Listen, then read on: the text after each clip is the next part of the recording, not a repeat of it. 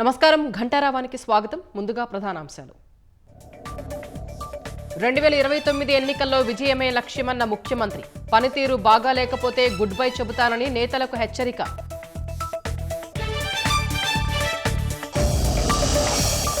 Car కింద మనిషి పడితే పక్కన పడేసి వెళ్లిపోయారన్న సీఎం. వీడియో బయటకొచ్చినా ఎదురుదాడి చేస్తున్నారని ధ్వజం.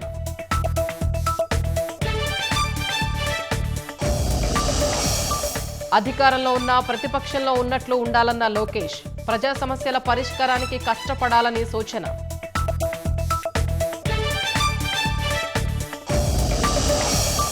పెద్దారెడ్డి రాకతో తాడిపత్రిలో మరోసారి ఉద్రిక్తతలు. ఇంటిని చుట్టుముట్టేందుకు టీడీపీ కార్యకర్తల యత్నం.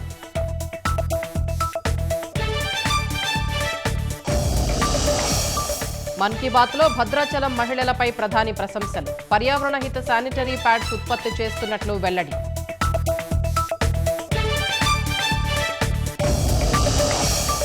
పూరీ రథయాత్ర వేళ గుండీచా ఆలయం వద్ద అపశృతి. తోపులాటలో 3 మృతి, 50 మందికి పైగా గాయాలు.